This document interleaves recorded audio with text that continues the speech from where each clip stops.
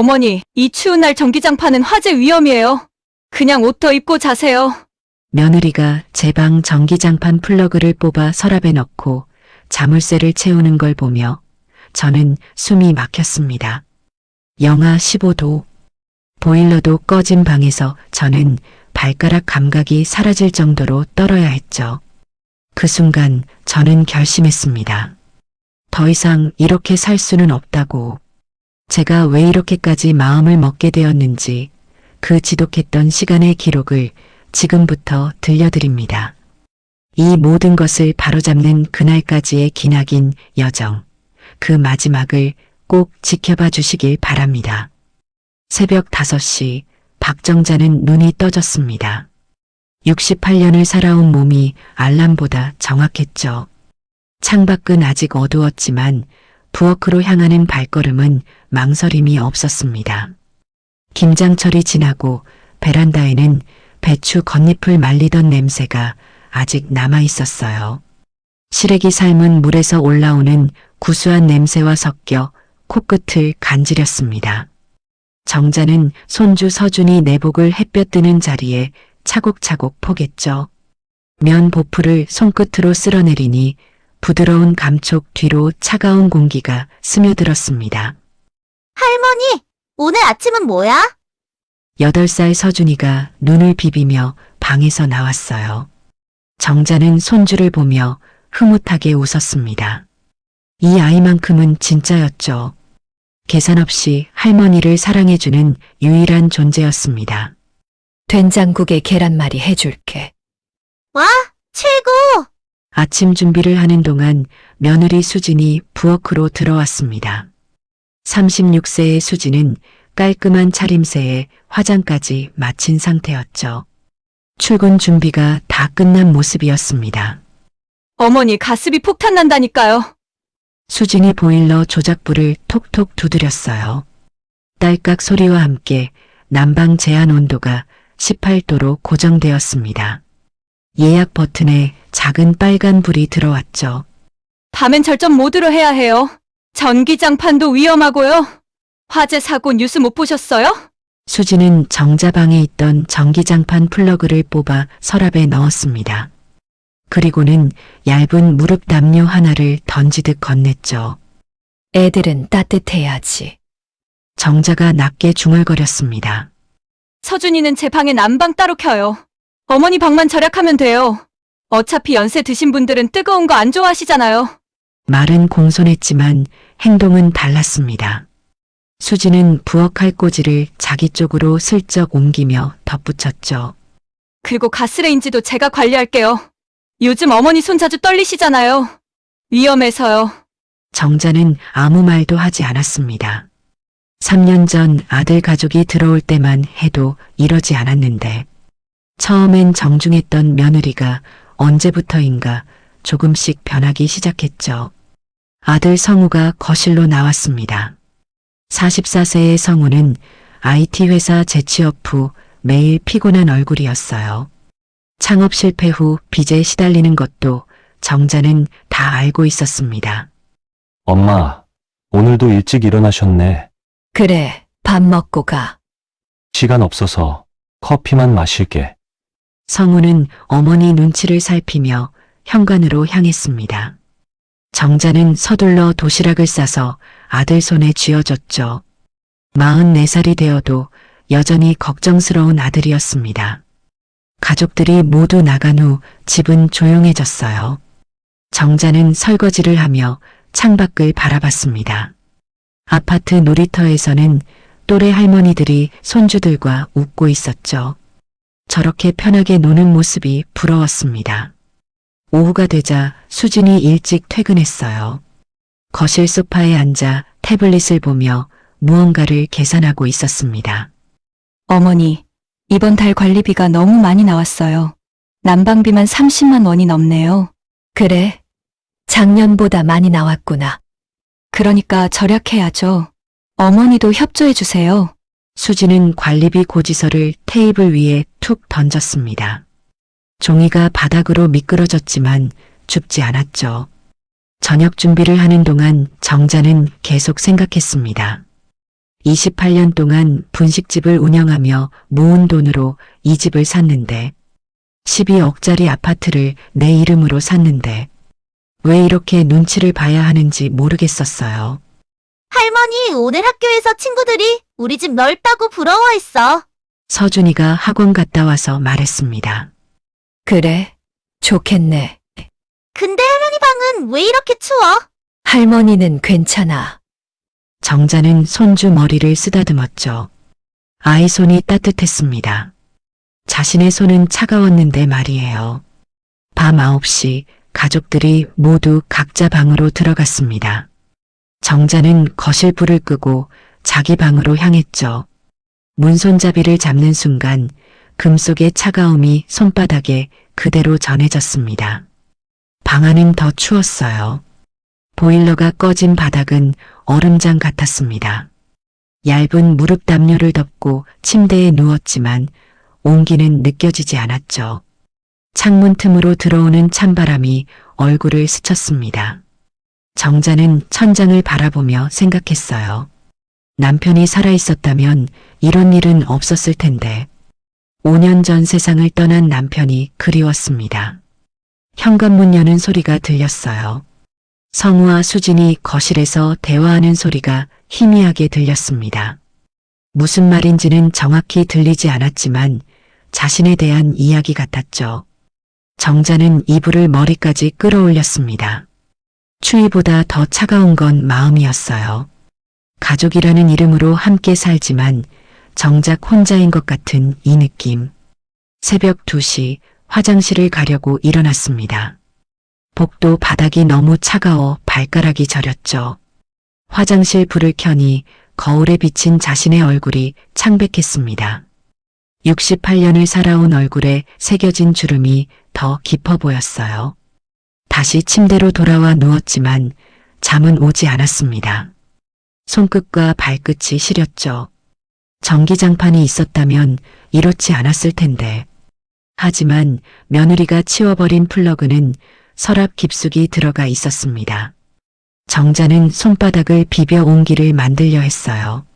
하지만 그 온기는 금세 식어버렸습니다. 마치 이 집에서 자신의 자리가 점점 식어가는 것처럼 다음날 밤도 마찬가지였습니다. 정자는 차가운 이불 속에서 몸을 웅크렸죠. 벽시계가 11시를 알렸습니다. 거실에서 텔레비전 소리가 작게 들렸어요. 성우와 수진이 아직 자지 않고 있었던 겁니다.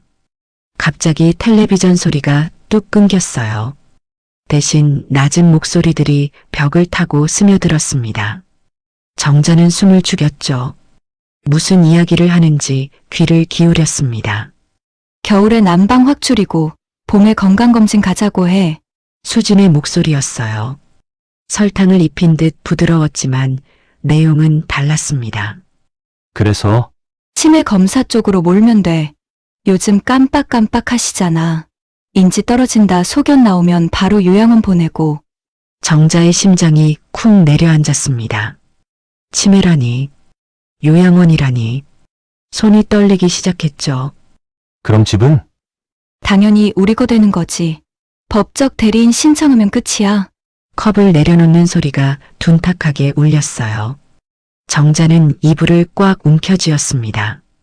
손톱이 손바닥에 박힐 정도로 세게 쥐었죠. 야, 작작해. 애 앞인데. 성우가 작게 말했습니다. 서준이는 자고 있잖아. 그리고 이게 다 누굴 위한 건데? 우리 살려고 하는 거야. 그래도 우리 엄마인데. 엄마? 당신 엄마가 우리한테 뭘 해줬어? 집 명의도 본인 이름으로 해놓고. 정자는 귀를 의심했습니다. 3년 전 평생 모은 돈을 털어 이 집을 샀죠. 아들 가족이 살 곳이 필요하다고 해서. 그런데 이게 고마움으로 돌아온 게 아니라 원망이 되어 있었습니다. 조용히 해. 엄마 들으면 어떡해. 못 들어. 방 보일러도 꺼놨는데 뭘. 그리고 조용히 하자니까.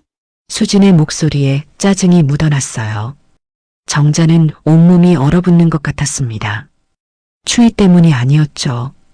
배신감 때문이었습니다. 근데 엄마가 알면 난리 날 텐데. 그러니까 천천히 해야지. 일단 겨울 내내 난방 줄이고 봄에 병원 데려가는 거야. 내가 아는 간호사가 있어. 그쪽이랑 이야기하면 돼. 치매가 아닌데 어떻게? 당신도 참 순진해. 검사 결과야 얼마든지 조작할 수 있어. 특히 노인들은 더 쉽지. 정자의 눈에서 눈물이 흘렀습니다. 베개가 젖었지만 소리는 내지 않았죠. 68년을 살면서 이런 배신은 처음이었어요. 그리고 어차피 나이도 많으시니까 오래 못 사실 거잖아. 수진의 말이 비수처럼 가슴에 꽂혔습니다. 정자는 이불 속에서 몸을 더 웅크렸죠. 자신이 빨리 죽기를 기다리고 있었던 겁니다. 서준이는 어떡하고? 애는 적응 잘해. 원래 애들은 금방 잊어버려. 손주마저. 정자는 서준이 얼굴이 떠올랐어요. 아침마다 할머니 도시락을 좋아하던 그 아이. 할머니 그림을 그려주던 그 순수한 아이를. 거실이 다시 조용해졌습니다. 두 사람이 방으로 들어간 것 같았죠. 정자는 한참을 그대로 누워 있었습니다. 몸이 돌덩이처럼 무거웠어요. 새벽 2시가 되어서야 겨우 몸을 일으켰습니다. 화장실에 가는 척하며 거실로 나갔죠. 식탁 위에는 빈 컵 2개가 놓여 있었습니다. 아까 그들이 마시던 컵이었어요. 정자는 부엌 서랍을 조용히 열었습니다. 낡은 수첩을 꺼냈죠. 28년 동안 분식집을 운영하며 써온 장부였습니다.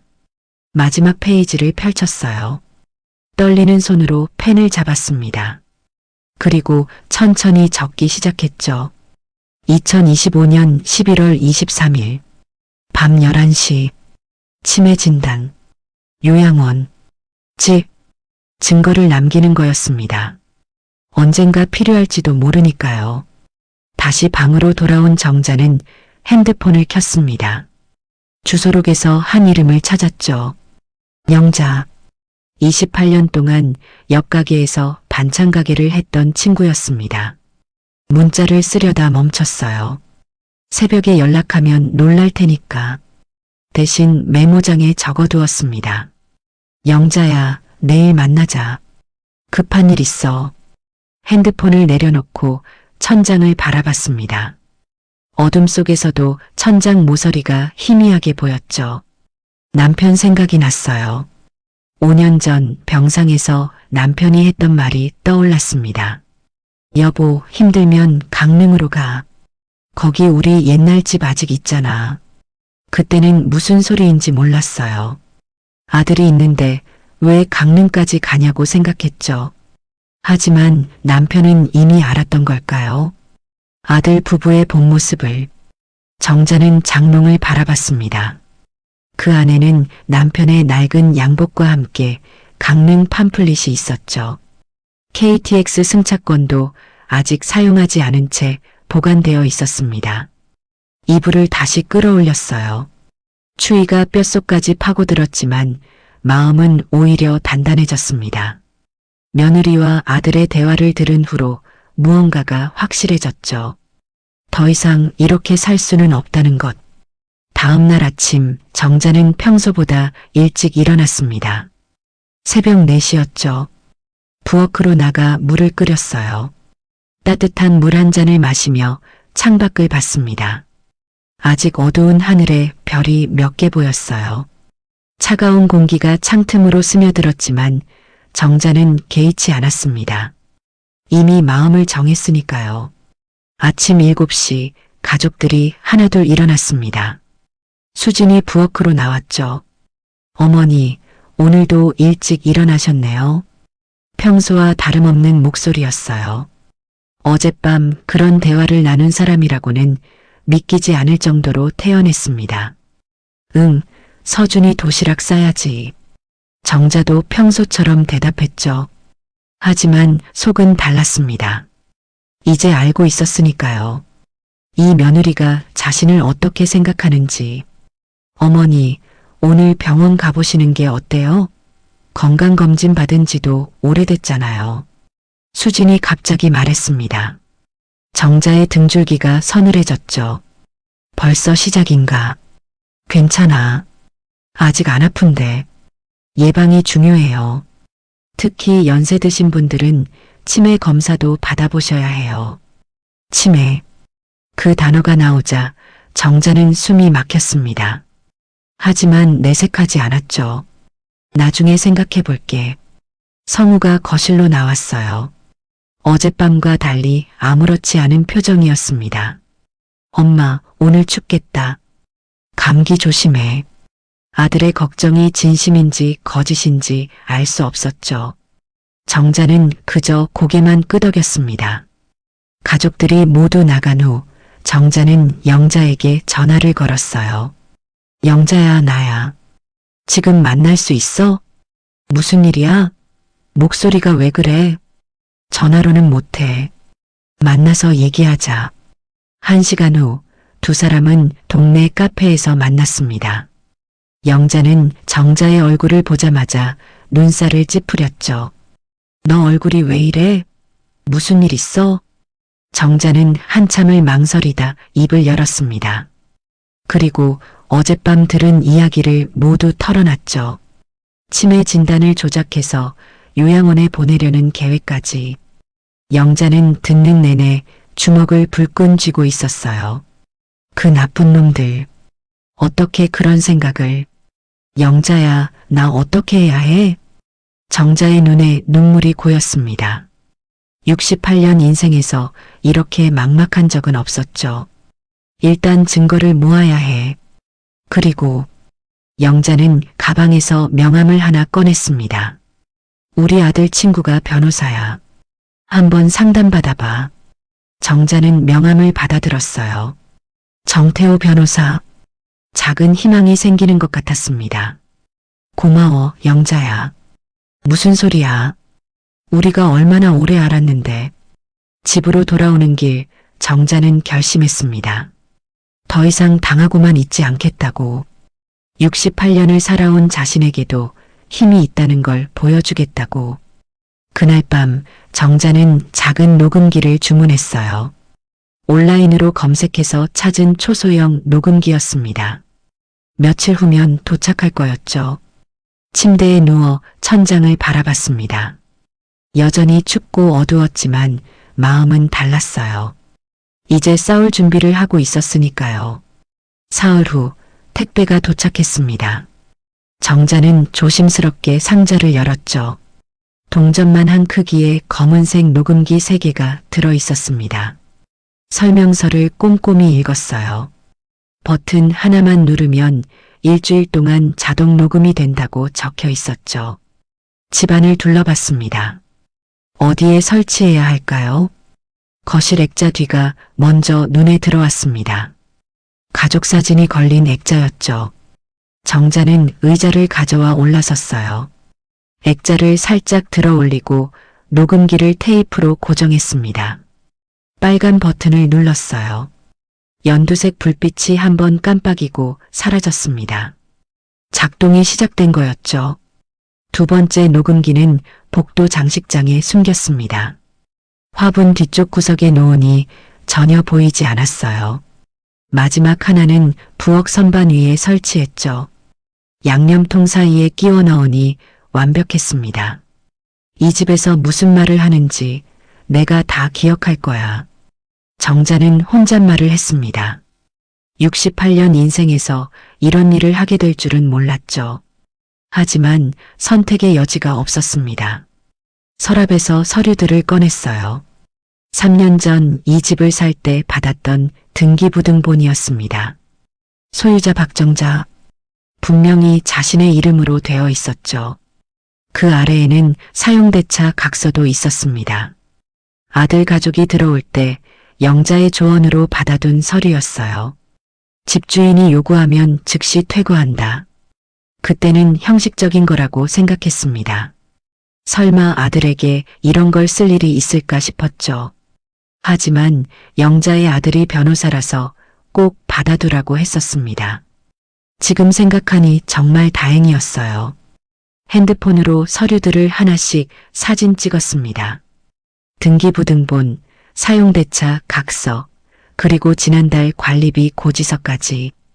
가스비가 28만 원 나왔던 그 고지서였죠. 증거가 될 만한 건 모두 찍어뒀습니다. 오후에 부동산을 찾아갔어요.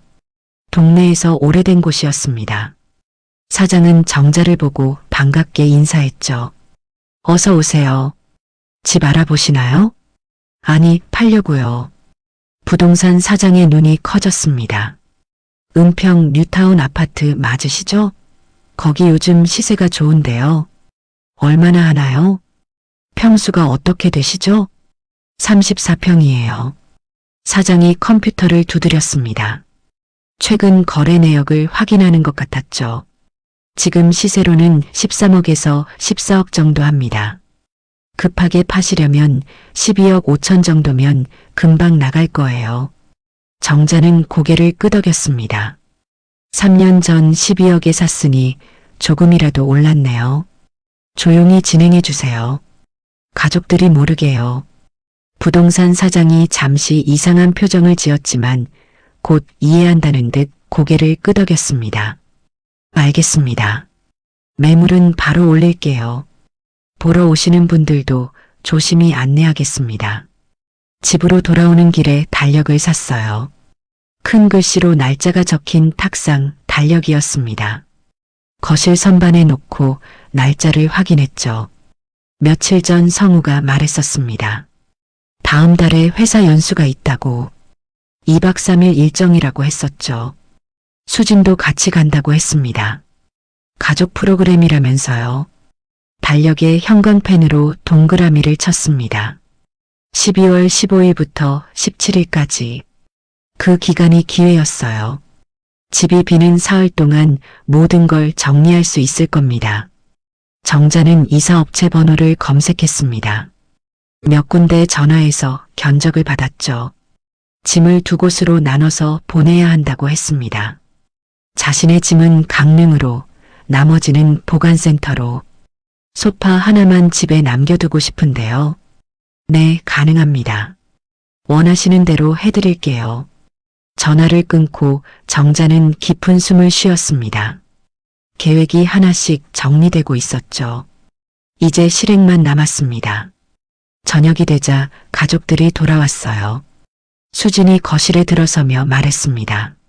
어머니, 오늘 병원 안 가셨어요? 다음에 갈게. 미루지 마세요. 건강이 제일 중요한 거 아시잖아요. 걱정하는 척하는 목소리였습니다. 하지만 정자는 이제 알고 있었죠. 저 말 뒤에 숨은 의도를. 성우가 달력을 보며 말했어요. 엄마, 다음 달에 우리 연수 가는 거 알지? 2박 3일인데 서준이도 데려갈 거야. 그래, 잘 다녀와. 정자는 담담하게 대답했습니다.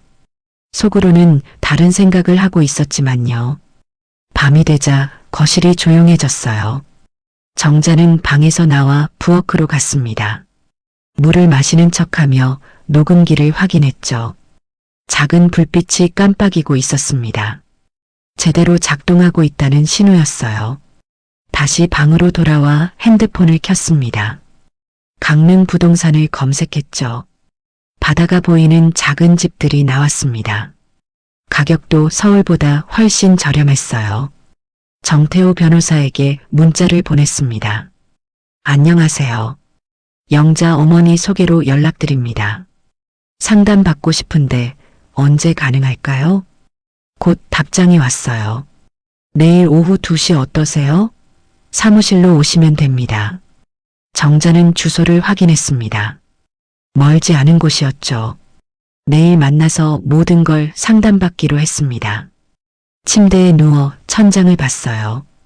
여전히 방은 춥고 어두웠습니다. 하지만 마음은 예전과 달랐죠. 이제 계획이 있었으니까요. 남편 사진을 꺼내봤습니다. 5년 전 찍은 마지막 사진이었죠. 여보, 나 이제 강릉 갈 것 같아. 당신 말이 맞았어. 사진 속 남편은 온화하게 웃고 있었습니다. 살아있었다면 이런 일은 없었을 텐데. 아니, 어쩌면 남편은 이미 알고 있었는지도 모르죠. 그래서 강릉 이야기를 했던 건지도. 다음 날 아침 정자는 평소처럼 일어났습니다. 아침을 준비하고 가족들을 보냈죠. 겉으로는 아무 일 없는 것처럼 행동했습니다. 오후 2시 정태호 변호사 사무실에 도착했어요. 젊은 변호사는 정자를 정중하게 맞았습니다. 어머니, 영자 어머니께 대충 들었습니다. 자세히 말씀해 주세요. 정자는 처음부터 끝까지 모든 이야기를 했습니다. 난방을 끄는 것부터 치매 진단 계획까지. 녹음기 설치한 것도 말했죠. 정태호는 메모를 하며 진지하게 들었습니다. 일단 녹음이 가장 중요합니다. 확실한 증거가 되거든요. 그리고 집 명의가 어머니 단독이시니 법적으로 유리합니다. 집을 팔려고 하는데요. 좋은 생각입니다. 어머니 재산이니 어머니 마음대로 하실 수 있어요. 사용대차 각서도 있으시니 퇴거 요구도 가능하고요. 정태호는 서류를 하나 건넸습니다. 혹시 모르니 이것도 준비하세요. 내용 증명용 양식입니다. 필요하면 바로 보낼 수 있게요. 정자는 서류를 받아들었어요. 손이 떨렸지만 마음은 단단했습니다. 집으로 돌아오는 길 정자는 하늘을 올려다봤죠. 구름 한 점 없는 맑은 날이었습니다. 추웠지만 상쾌했어요. 며칠 후면 녹음 내용을 확인할 수 있을 겁니다. 그리고 연수 가는 날 모든 걸 정리할 거예요. 68년 인생의 새로운 시작을 준비하면서 일주일이 지났습니다. 한파 경보가 내려진 날이었죠. 창문 틈새로 들어오는 바람이 칼날처럼 날카로웠습니다. 유리창 안쪽에는 성에가 하얗게 피어올랐어요. 정자는 이불을 목까지 끌어올렸지만 추위는 막을 수 없었습니다. 아침 6시 부엌으로 나가려는데 수진이 먼저 나와 있었어요. 전기장판 플러그를 손에 들고 있었습니다. 어머니, 이거 위험해서 치울게요. 추운데 그거라도 있어야. 어제도 전기장판 화재로 할머니 한 분 돌아가셨대요. 수지는 플러그를 서랍 깊숙이 넣고 자물쇠를 채웠습니다. 열쇠는 자기 주머니에 넣었죠. 전기포트도 위험해요. 이것도 치워야겠네. 싱크대 밑으로 포트까지 밀어 넣었어요. 정자는 뜨거운 물 한 잔도 마음대로 마실 수 없게 됐습니다. 성우가 거실로 나왔습니다. 두꺼운 패딩을 입고 있었죠. 엄마, 춥지? 근데 어쩔 수 없어. 가스비가 너무 많이 나와서. 아들의 말에는 미안함이 없었어요. 그저 사실을 전달하는 목소리였습니다. 그날 오후 정자의 형님 부부가 집에 놀러 왔습니다. 72세의 형님은 정자보다 4살 많았죠. 거실에 앉자마자 형님이 말했어요. 여기 왜 이렇게 추워? 수진이 얼른 대답했습니다. 어머니가 냉기 싫어하셔서 늘 따뜻하게 해드려요. 지금도 난방 켜져 있는걸요. 거짓말이었습니다. 보일러는 꺼져 있었고 실내 온도는 15도도 안 됐죠. 하지만 수지는 태연하게 유자차를 내왔습니다. 김이 모락모락 올라오는 찻잔을 형님 앞에 놓으며 웃었어요. 따뜻한 차 드시면서 이야기하세요. 정자의 방은 그 시간에도 얼음장 같았습니다. 문손잡이를 잡으면 금속의 차가움이 뼛속까지 전해졌죠. 하지만 정자는 아무 말도 하지 않았어요. 형님 앞에서 가족의 치부를 드러내고 싶지 않았습니다. 형님이 돌아간 후 수진이 정자에게 말했습니다. 어머니, 다음에 손님 오실 때는 미리 말씀해 주세요. 준비할 게 있잖아요. 형님인데 뭘 준비해. 그래도 집안이 어수선하면 창피하잖아요. 수진의 말에는 가시가 있었어요. 마치 정자가 집안을 어지럽힌다는 듯한 뉘앙스였습니다. 그날 밤 정자는 화장실에 가려고 일어났습니다. 복도를 걷는데 발바닥이 얼음에 닿는 것 같았죠. 화장실 타일은 더 차가웠어요. 변기에 앉는 순간 온몸에 소름이 돋았습니다. 거실을 지나는데 작은 소리가 들렸어요. 성우와 수진이 또 이야기를 하고 있었습니다.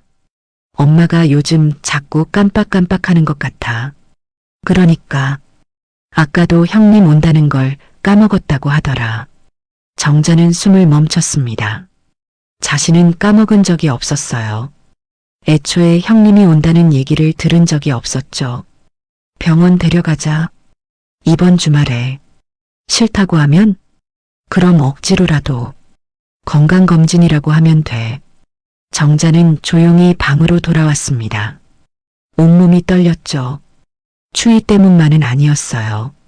분노와 두려움이 뒤섞여 있었습니다. 다음 날 정자는 영자를 만났습니다. 카페에서 따뜻한 커피를 마시며 이야기를 나눴죠. 녹음은 잘 되고 있어? 응. 일주일째야. 오늘 확인해봐. 뭐가 녹음됐는지. 집으로 돌아온 정자는 조심스럽게 녹음기를 꺼냈습니다. 작은 메모리 카드를 빼서 노트북에 연결했죠. 파일이 여러 개 저장되어 있었어요. 이어폰을 끼고 재생 버튼을 눌렀습니다. 자신이 들었던 대화들이 선명하게 녹음되어 있었죠. 치매 진단 계획, 요양원 이야기, 집을 차지하려는 음모까지. 겨울에 난방 확 줄이고 치매 쪽으로 몰면 돼. 집은 우리 거. 증거는 충분했습니다. 정자는 파일을 복사해서 USB에 저장했어요. 하나는 자신이 갖고 하나는 영자에게 맡기기로 했죠. 저녁이 되자 수진이 또 병원 이야기를 꺼냈습니다. 어머니, 이번 토요일에 병원 예약했어요. 난 안 가. 가셔야 해요.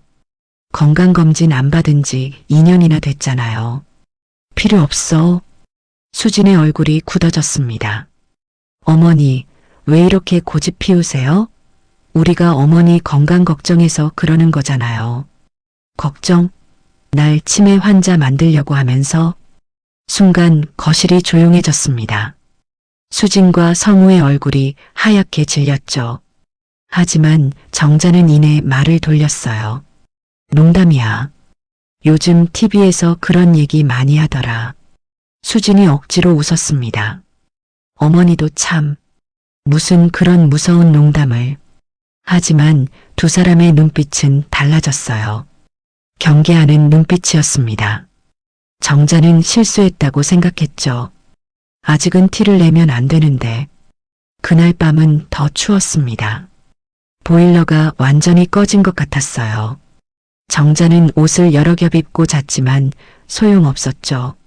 손끝과 발끝의 감각이 사라질 정도였습니다. 새벽 3시 정자는 거실로 나갔어요.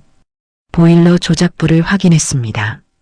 역시나 전원이 꺼져 있었죠.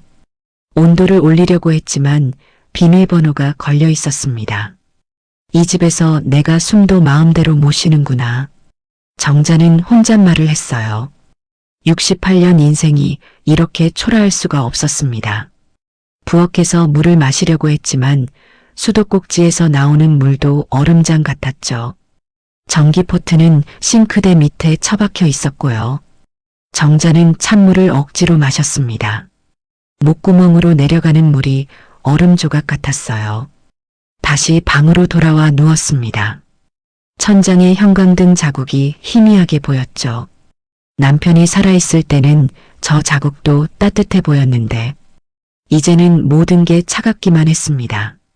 핸드폰을 켜서 날씨를 확인했어요. 영하 12도. 내일은 더 춥다고 했습니다.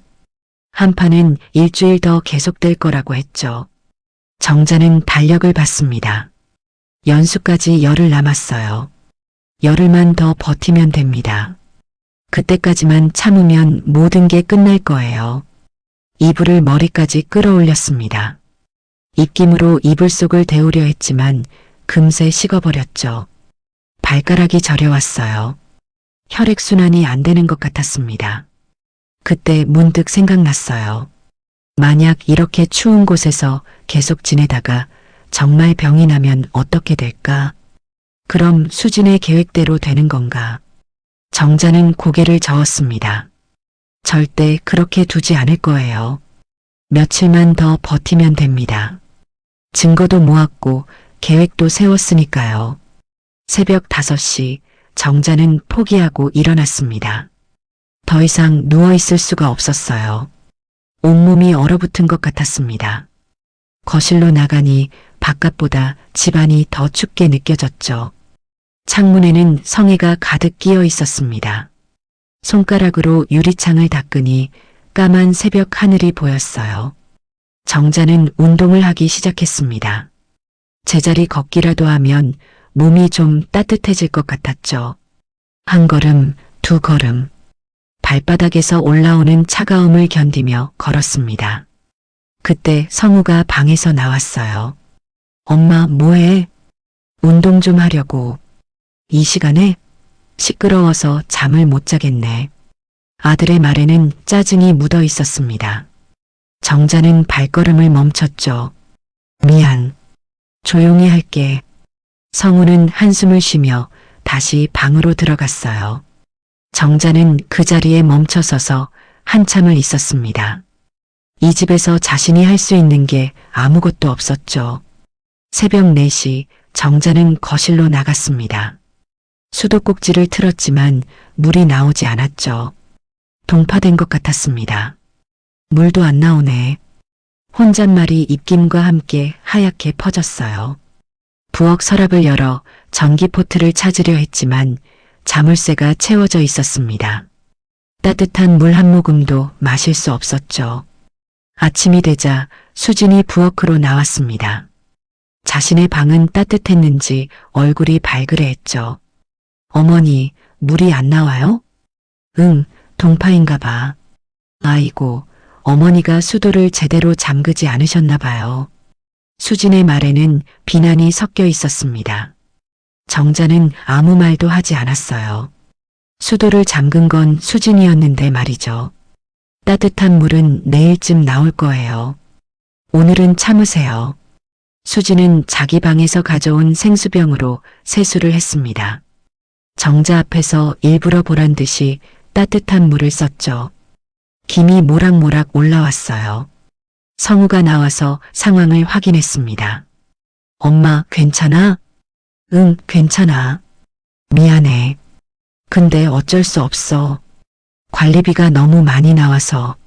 아들의 사과에는 진심이 없었습니다. 그저 형식적인 말이었죠. 그날 오후 부동산에서 전화가 왔어요. 정자는 방에서 조용히 받았습니다. 젊은 부부가 집 보러 오고 싶다는데요. 언제 가능하세요? 토요일 오후는 어때요? 네, 그때 안내하겠습니다.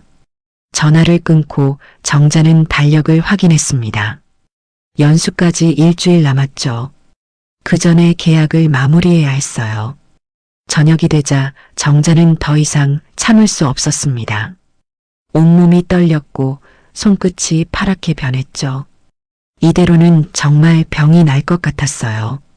수진아, 보일러 좀 켜줘. 어머니, 아까 말씀드렸잖아요. 가습기 아껴야 한다고. 너무 추워서 못 견디겠어. 그럼 옷을 더 입으세요. 내복도 있잖아요. 수진의 목소리는 차가웠습니다. 정자는 더 이상 부탁하지 않았죠. 자존심이 상했지만 어쩔 수 없었어요. 밤 10시 정자는 이불 속에서 몸을 웅크렸습니다. 발끝이 저려서 잠이 오지 않았죠. 그때 핸드폰이 울렸어요. 영자였습니다. 정자야, 괜찮아? 응. 목소리가 왜 그래? 아픈 거야? 추워서 그래. 영자는 한숨을 쉬었습니다. 그 나쁜 것들. 내일 우리 집으로 와. 따뜻하게 해줄게. 고마워. 전화를 끊고 정자는 눈물을 흘렸어요. 68년 살면서 이렇게 비참한 적은 없었습니다. 자기 집에서 추위에 떨고 있다니. 새벽 2시 정자는 화장실에 가려고 일어났습니다. 복도를 걷는데 무릎이 꺾일 것 같았죠. 관절이 얼어붙은 것 같았어요. 화장실에서 나오는데 거실에서 또 소리가 들렸습니다. 성우와 수진이 대화하고 있었죠. 엄마가 버티는 것 같아. 괜찮아. 며칠만 더 추우면 알아서 병원 가자고 할 거야. 그래도 너무한 거 아니야? 뭐가 너무해? 우리가 살려면 어쩔 수 없잖아. 정자는 주먹을 꽉 쥐었습니다. 분노가 치밀어 올랐지만 참았어요. 조금만 더, 일주일만 더 버티면 됩니다. 다음 날 정자는 영자 집으로 갔습니다. 따뜻한 거실에 앉아 온몸이 녹는 것 같았죠. 얼굴이 왜 이렇게 창백해? 괜찮아. 조금 피곤해서. 영자는 뜨거운 차를 내왔어요. 정자는 컵을 두 손으로 감싸 쥐었습니다. 손바닥으로 전해지는 온기가 너무 좋았죠. 계약은 어떻게 되고 있어? 이번 주 토요일에 보러 온대. 좋아. 빨리 정리하고 떠나자. 정자는 고개를 끄덕였습니다. USB를 꺼내 영자에게 건넸죠. 이거 보관해줘. 녹음 파일이야. 알았어. 걱정 마. 집으로 돌아오니 저녁이었습니다. 현관문을 열자 찬 공기가 얼굴을 때렸죠. 밖보다 집안이 더 추웠어요. 수진이 거실에서 태블릿을 보고 있었습니다. 어머니, 어디 갔다 오세요? 산책 좀 했어. 이런 추운 날 밖에 나가시면 어떡해요. 감기 걸리면 큰일 나요. 걱정하는 척하는 목소리였습니다. 하지만 정자는 알고 있었죠. 저 말 뒤에 숨은 의도를. 그날 밤 정자는 결심했습니다.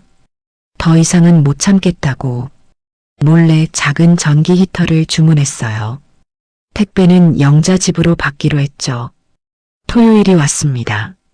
오후 2시 젊은 부부가 집을 보러 왔어요. 임신한 아내와 남편이었습니다. 집이 정말 좋네요. 네, 관리도 잘 되어 있고요. 정자는 조용히 안내했습니다.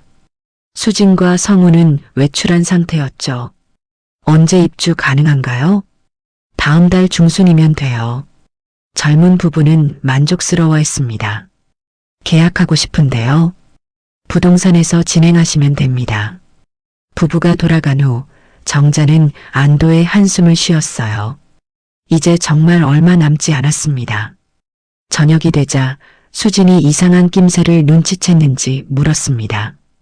어머니, 오늘 누가 왔다 갔어요? 아니, 왜? 현관에 모르는 신발 자국이 있던데. 정자는 태연하게 대답했죠. 아, 택배 왔었어. 수진은 의심스러운 눈빛으로 정자를 봤지만 더 묻지는 않았습니다. 밤이 되자 추위가 더 심해졌어요. 정자는 영자에게 받아온 작은 히터를 이불 속에 숨겼습니다. 전원을 켜자 따뜻한 바람이 나왔죠. 처음으로 발끝이 따뜻해졌어요.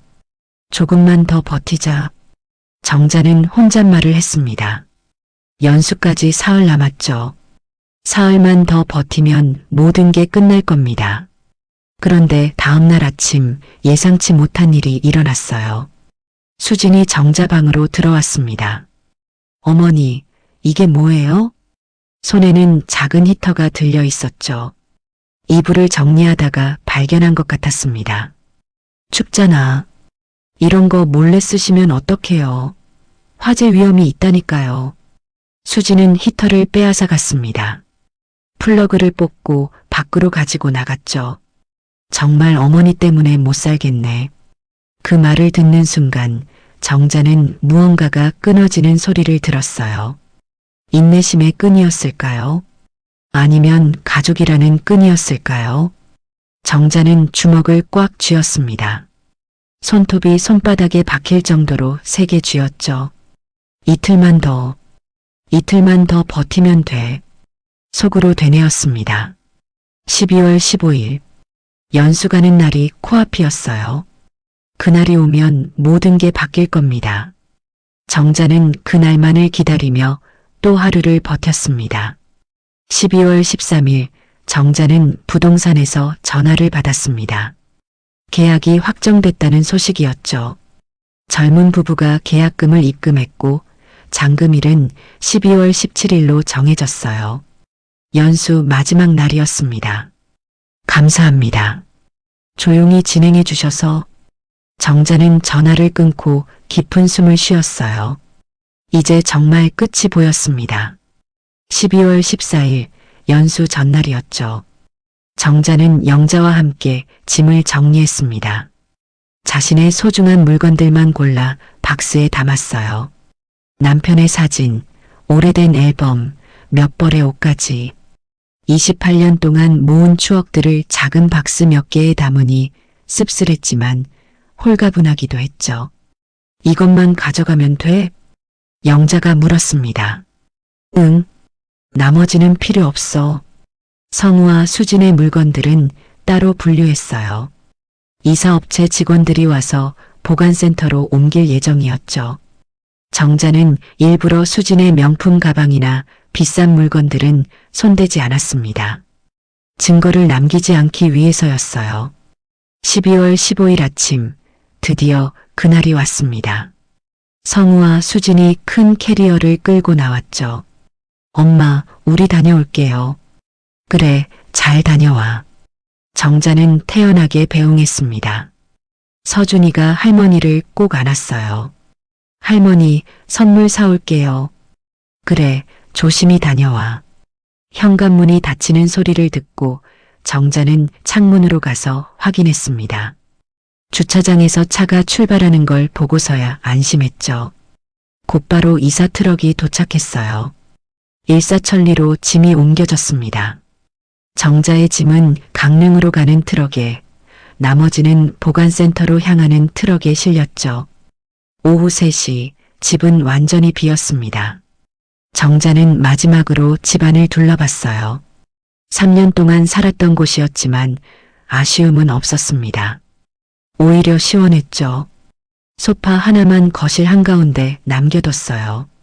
그리고 작은 휴대용 히터를 가방에서 꺼내 옆에 놓았습니다. 영자가 빌려준 것이었죠. 정자야, 정말 거기서 기다릴 거야? 영자가 걱정스럽게 물었습니다. 응. 마지막으로 할 말이 있어. 그럼 나도 같이. 아니야. 이건 내가 혼자 해야 해. 영자는 정자를 꼭 안아줬어요. 힘내. 넌 잘하고 있어. 12월 16일과 17일 이틀 동안 정자는 영자 집에서 지냈습니다. 따뜻한 방에서 푹 쉬며 마지막 준비를 했죠. 녹음 파일을 다시 확인하고 필요한 서류들을 정리했어요. 그리고 12월 17일 오후 정자는 다시 집으로 돌아왔습니다. 텅 빈 집에 혼자 앉아 기다렸죠. 손에는 작은 녹음기를 쥐고 있었어요. 빨간 버튼이 선명하게 보였습니다. 12월 17일 저녁 6시, 현관 도어락이 삑소리를 내며 열렸습니다. 키택으로 문을 연 성우가 먼저 들어왔죠. 뒤이어 수진과 서준이가 따라 들어왔습니다. 우와, 집이다. 서준이의 밝은 목소리가 현관에 울렸어요. 하지만 그 목소리는 곧 멈췄습니다. 거실이 텅 비어 있었기 때문이죠. 낡은 소파 하나와 작은 휴대용 전기 히터만 덩그러니 놓여 있었습니다. 히터는 정자가 따로 준비해 들고 온 것이었어요. 처음 켰을 때 나는 먼지 타는 냄새가 공기 중에 살짝 퍼졌습니다. 이게 뭐야? 집이 왜 이래? 성우의 당황한 목소리가 거실에 울렸습니다. 수지는 입을 벌린 채 서 있었죠. 정자는 소파에 앉아 있었습니다. 얇은 코트를 여민 채 손바닥 위에 작은 기계를 들고 있었어요. 빨간 버튼이 선명하게 보였죠. 엄마가 왜 여기? 앉아. 정자의 목소리는 차분했습니다. 68년 인생에서 이렇게 단호한 적은 없었죠. 서준아, 너는 방에 들어가 있어. 할머니, 방에 가 있으라니까. 손주를 보는 마음은 아팠지만 지금은 어쩔 수 없었어요. 서준이가 방으로 들어가자 정자는 빨간 버튼을 눌렀습니다. 톡! 작은 소리와 함께 녹음이 재생되기 시작했죠. 겨울에 난방 확 줄이고 봄에 건강검진 가서 치매 쪽으로 몰면 돼. 수진의 목소리가 텅 빈 거실에 울려 퍼졌습니다. 인지 떨어진다 소견 나오면 바로 요양원 보내고. 그럼 집은? 당연히 우리 거 되는 거지. 성우와 수진의 얼굴이 하얗게 질렸어요. 수진이 다가오려 했지만 정자가 손을 들어 제지했습니다. 끝까지 들어. 녹음은 계속됐습니다. 어차피 나이도 많으시니까 오래 못 사실 거잖아. 그 말이 나오자 성우가 고개를 떨궜어요. 수진은 입술을 깨물었죠. 녹음이 끝나자 거실은 죽은 듯 조용해졌습니다. 정자는 박스를 임시 테이블 삼아 그 위에 서류들을 하나씩 내려놓았어요. 관리비 완납 영수증, 가스요금 정산 확인서, 청소 용역 완료 증명, 그리고 마지막으로 매매계약서와 잔금 입금 확인 문자. 종이 모서리가 딱딱한 소리를 내며 박스 위에 떨어졌습니다. 너희가 아낀 건 돈이었어. 정자가 천천히 말했습니다. 이 집은 오늘부로 끝이다. 수진이 앞으로 나섰어요. 얼굴이 붉어져 있었죠. 어머니, 이게 뭐 하는 거예요? 집을 팔았다고요? 내 집이니까 내 맘이지. 우리가 3년이나 여기 살았는데 사용대차로 살았지. 공짜로. 정자는 또 다른 종이를 꺼냈습니다. 사용대차 종료 통지서였죠. 오늘자로 내용 증명도 보냈어. 법적으로 너희는 더 이상 여기 있을 권리가 없어. 성우가 무릎을 꿇었습니다. 엄마, 잘못했어요. 제발. 잘못? 뭘 잘못했는데? 제가 미쳤어요. 정신이 나갔어요. 엄마를 치매 환자로 만들려고 했지. 정자의 목소리가 얼음처럼 차가웠습니다. 요양원에 버리고 집 빼앗으려고 했지. 수진이 히터를 흘끗 보며 코웃음을 쳤어요. 쇼하세요? 이런 걸로 우리를 쫓아내려고? 쇼라면 겨울 내내 내 방 난방 끄고 효부 연기하던 내가 먼저 했지. 정자는 히터 각도를 살짝 바꿨습니다. 따뜻한 바람이 얼굴로 와닿았죠. 어머니가 이러시면 우리는 어디서 살아요? 그건 내가 알 바 아니야. 그래도 가족인데. 가족? 나보고 상한 음식 먹으라던 게 가족이야? 빈대라고 했잖아. 짐덩이라고도 했고. 수진의 얼굴이 더욱 붉어졌습니다. 그건 그때 제가 스트레스 받아서. 스트레스? 나는 안 받았을 것 같아? 영하 15도에서 떨면서. 정자는 일어섰습니다. 소파가 삐걱 소리를 냈죠. 내일 오후 2시에 새 주인이 입주해. 오늘 밤까지만 짐 빼. 너희 짐은 보관센터에 있어. 흰 종이를 테이블에 놓았어요. 보관센터 주소와 연락처가 적혀 있었습니다. 보관료는 너희가 내. 어머니. 수진이 소리쳤지만 정자는 돌아보지 않았습니다. 비밀번호는 방금 바꿨어. 키태그도 이 말 끝나면 삭제한다. 정자는 핸드폰을 꺼내 도어락 앱을 열었어요. 몇 번 터치하자 등록된 키태그가 모두 삭제됐습니다. 엄마, 제발. 한 번만 용서해줘요. 성우가 바닥에 엎드렸습니다. 눈물이 흘러내렸죠. 우리가 잘못했어요. 다시는 안 그럴게요. 다시는? 기회를 줘도 너희는 안 변해. 정자는 마지막으로 히터를 껐습니다. 콘센트를 뽑는 순간 따뜻한 바람이 멈췄죠. 거실 공기가 다시 차갑게 식어갔습니다. 추위는 잠깐 참는다고 끝나지 않아. 너희가 한 건 나를 얼리는 절약이었어.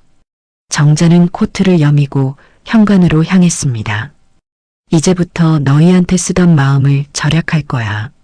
문손잡이를 잡는 순간 금속의 차가움이 손바닥에 전해졌어요. 하지만 이제는 두렵지 않았습니다. 할머니. 서준이가 방에서 뛰어나왔어요. 눈에는 눈물이 가득했죠. 할머니, 가지 마요. 정자는 잠시 멈췄습니다. 손주를 보는 마음이 아팠어요. 하지만 돌아설 수는 없었죠. 서준아, 할머니는 이제 할머니 집으로 가는 거야. 여기가 할머니 집이잖아요. 아니야. 여기는 이제 할머니 집이 아니야. 정자는 손주 머리를 한번 쓰다듬었습니다. 작은 머리가 따뜻했어요. 나중에 크면 이해할 거야. 문을 열고 나갔습니다. 복도를 걸어가는 동안 뒤에서 수진의 목소리가 들렸죠. 어머니, 이러시면 안 돼요. 우리가 어디서 자란 말이에요. 정자는 엘리베이터 버튼을 눌렀습니다. 층수를 알리는 숫자가 천천히 올라왔어요. 엘리베이터 문이 열렸습니다. 정자는 안으로 들어가 1층 버튼을 눌렀죠. 문이 닫히는 순간까지 뒤돌아보지 않았어요. 밖으로 나오니 찬 바람이 얼굴을 스쳤습니다. 하지만 이상하게도 집 안보다는 따뜻하게 느껴졌죠. 주차장에는 작은 트럭이 기다리고 있었어요. 정자의 짐을 실은 트럭이었습니다. 이미 오후에 짐을 모두 옮겨놨죠. 강릉으로 가는 짐이었습니다. 출발하시겠어요? 기사가 물었습니다. 정자는 고개를 끄덕였어요. 네, 갑시다. 트럭에 올라타며 마지막으로 아파트를 올려다봤습니다. 12층 불이 켜져 있었죠. 아마 성우와 수진이 당황하며 서 있을 겁니다. 정자는 핸드폰을 꺼냈어요. 영자에게 문자를 보냈습니다. 끝났어. 강릉으로 간다. 곧 답장이 왔죠. 잘했어. 이제 편하게 살아. 트럭이 출발했습니다. 아파트가 점점 멀어졌어요. 백미러로 보이는 건물이 작아지다가 사라졌죠. 정자는 눈을 감았습니다. 68년 인생에서 가장 힘든 결정이었어요. 하지만 후회는 없었습니다. 이제 진짜 자신의 삶을 살 차례였으니까요. 난방도 온도도 모든 걸 자신이 결정할 수 있는 삶. 그것이 정자가 되찾은 겨울이었습니다. 강릉의 아침은 서울과 달랐습니다. 창문을 열자 짭짤한 바다 냄새가 방 안으로 밀려 들어왔죠. 파도 소리가 규칙적으로 들렸어요.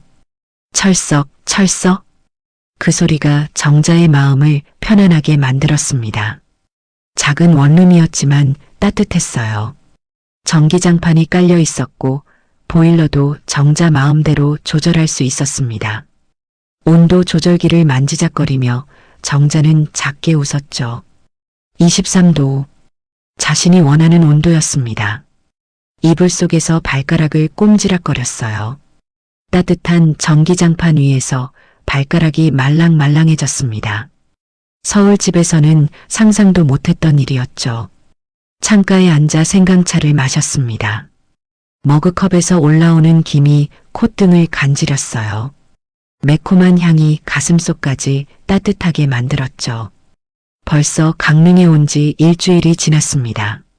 매일 아침 바다를 보며 산책했어요. 겨울 바다는 차가웠지만 정자의 마음은 따뜻했습니다. 우체통을 확인하러 나갔다가 작은 엽서를 발견했어요. 삐뚤빼뚤한 글씨가 눈에 들어왔습니다. 할머니, 따뜻해요? 서준이었습니다. 짧은 문장이었지만 정자의 눈가가 촉촉해졌죠. 손주가 보고 싶었어요. 하지만 돌아갈 수는 없었습니다. 방으로 돌아와 책상에 앉았어요. 펜을 들고 답장을 쓰기 시작했습니다. 이제 내 손으로 켠 온기 속에 산다. 너는 따뜻하니? 쓰다가 멈췄습니다. 더 하고 싶은 말이 많았지만 적지 않았어요.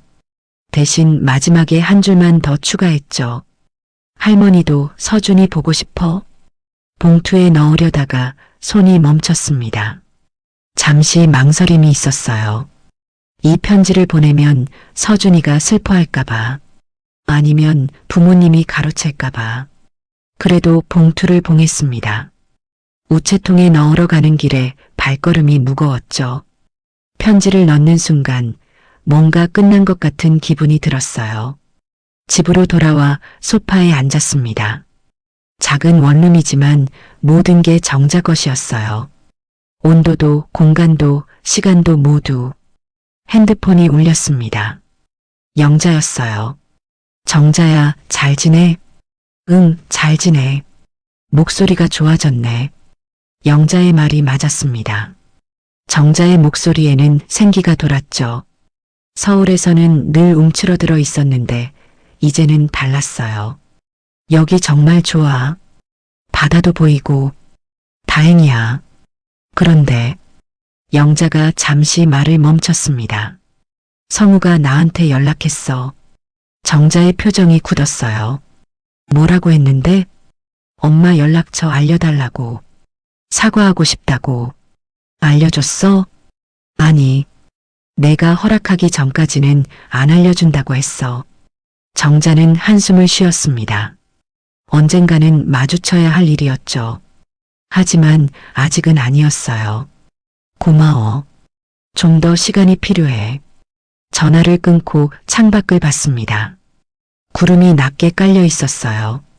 곧 눈이 올 것 같았죠. 문득 성우의 어린 시절이 떠올랐습니다. 겨울이면 늘 감기에 걸렸던 아들. 코를 훌쩍이며 엄마 품에 파고들던 그 아이. 그때는 정말 사랑스러웠는데 언제부터 변한 걸까요? 아니면 원래 그런 사람이었는데 정자가 몰랐던 걸까요? 수진이 했던 말들도 떠올랐어요. 가습이 폭탄, 어차피 오래 못 사실 거잖아. 치매로 몰면 돼. 그 말들이 아직도 가슴에 박혀 있었습니다. 하지만 이상하게도 분노보다는 연민이 느껴졌어요. 돈 때문에 가족을 버리려 했던 그들이 불쌍하게 느껴졌죠. 저녁이 되자 정자는 작은 전기 히터를 켰습니다. 스위치를 누르는 손길이 자연스러웠어요. 딸깍 소리와 함께 따뜻한 바람이 나왔죠. 라면을 끓여 먹었습니다. 혼자 먹는 저녁이었지만 외롭지 않았죠. 오히려 편안했어요. 눈치 볼 사람이 없으니까요. 텔레비전을 켰다가 껐습니다. 조용한 게 더 좋았어요. 파도 소리만 들으며 앉아 있었죠. 밤 9시 일기를 쓰기 시작했습니다. 오늘도 따뜻했다. 내가 원하는 온도로 살았다. 아무도 나에게 춥게 살라고 하지 않았다. 펜을 내려놓고 쓴 글을 다시 읽었어요. 단순한 문장이었지만 정자에게는 큰 의미였습니다. 침대에 누워 천장을 봤어요.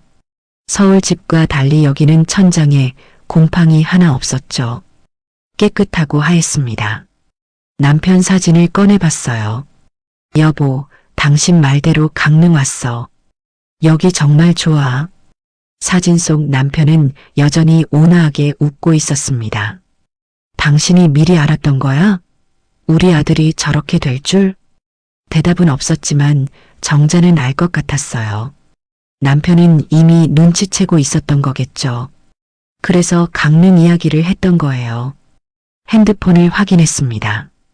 부재중 전화가 13통이나 있었어요. 모두 성우 번호였죠. 하지만 정자는 다시 전화하지 않았습니다. 대신 문자를 하나 보냈어요. 잘 지낸다. 연락하지 마라. 짧고 단호한 문장이었습니다. 더 이상의 설명은 필요 없었죠. 창문을 조금 열었어요.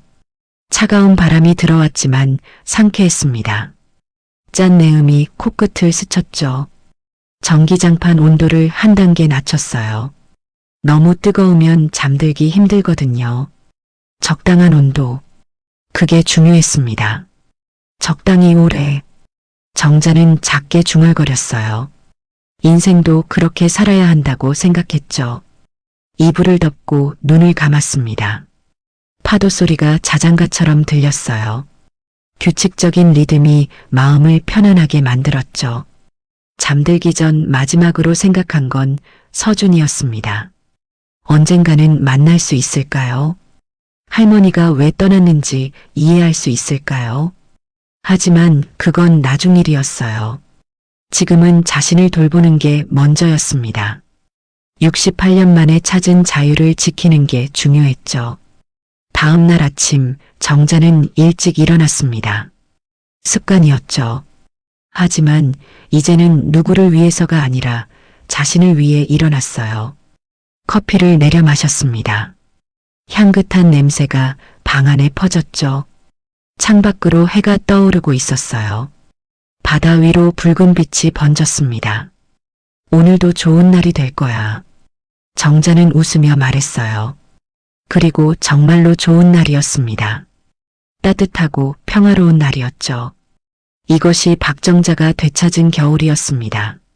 자신의 손으로 켜는 따뜻한 겨울.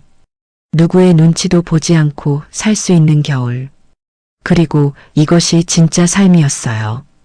68년 만에 찾은 진짜 자신의 삶이었습니다. 오늘의 이야기, 여러분의 마음에는 어떻게 닿았나요? 팍팍한 삶에 잠시 기댈 수 있는 작은 쉼터가 되었기를 바랍니다. 지금 어디에서 이 이야기를 듣고 계신지 댓글로 남겨주시면 제가 그곳을 향해 따뜻한 위로의 기운을 보내겠습니다. 좋아요와 구독을 눌러주신 그 마음에 늘 평안과 기쁨이 가득하시길 기원합니다. 귀한 시간 함께 해주셔서 고맙습니다.